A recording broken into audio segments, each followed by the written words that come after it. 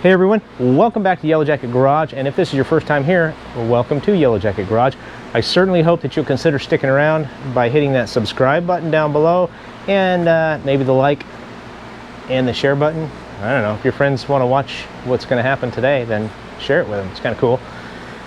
And then last but not least, that bell icon so that you get notified when I put out a new video. So anyway, basically what's going on in today's video, which is different than most everything I've done, is I was invited down by Edgar, my favorite concrete guy who did the slab and the driveway and everything else for the shop, to basically film some footage of his largest pour since he started the company, which is a series of slabs for some storage units down south of Tyler, Texas.